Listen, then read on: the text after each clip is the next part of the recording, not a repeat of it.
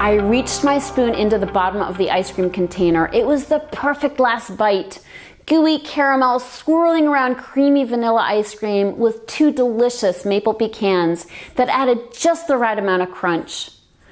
But I couldn't enjoy that bite. You see, I'd not only eaten the whole container of ice cream, but I had devoured a full bag of popcorn, half a package of cookies, and dozens of Hershey's Kisses. I felt completely sick. Disgusted, I swept up the wrappers and remaining food and I threw them in the trash, vowing never to eat that kind of crap again. But after passing out on the couch for a few hours from a sugar coma, I awakened to the siren songs of those cookies in the trash. And I answered. As if in a trance, I stumbled over the trash can, retrieved the cookies, and polished them off. Once again, my insatiable hunger drove me to new depths of shame. By age 20, I was 50 pounds overweight. I was an emotional eater and used food to numb feelings of stress, anxiety, boredom, loneliness, and even joy. And right now, you have patients that are doing the same thing. Having spent over 30 years coaching women to freedom from emotional eating, I want to talk to you about the patients in your practice that have very little control over their eating and come to you with symptoms directly or indirectly related to their diet, like gut and autoimmune issues, hormone imbalance, diabetes, and obesity. The list is endless, isn't it? You feel confident that you can help, but there's a caveat.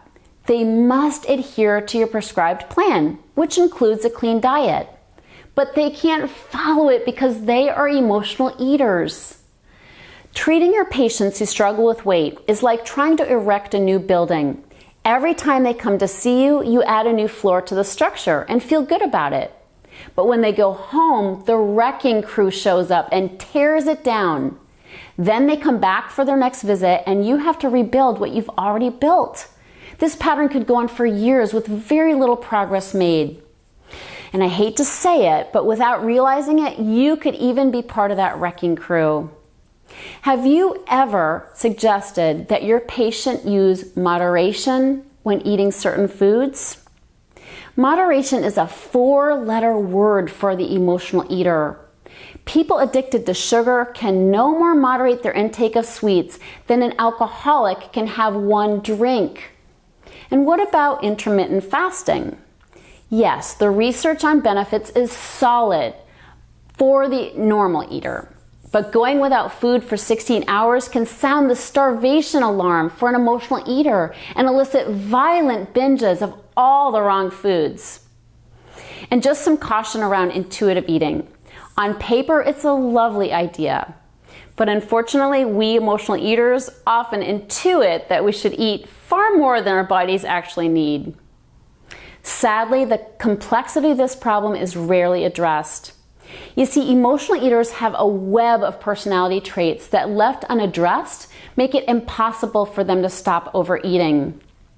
Traits like people-pleasing, caretaking, being compulsively busy, not setting boundaries, and feeling unworthy of taking care of their health.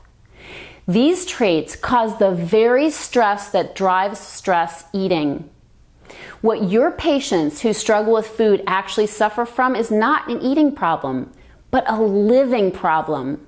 So don't settle for half a solution by only offering things like lab testing, supplements, and diets. You are in a position to change the course of your patient's life by calling out the problem and standing for a complete solution, one that includes guiding them to resources that can help them heal their relationship with food. When you do this, you become a catalyst for transformation, not only for the individual who struggles with food and weight, but for the obesity epidemic as a whole. It's been a long time since I've retrieved cookies from the garbage, but not a day goes by that I don't remember the shame caused by losing control of my eating. Let's help your patients move beyond that shame. Give them a fighting chance to get their health back by combining your healing protocols with a solution for emotional eating. Together, we can secure the future of health.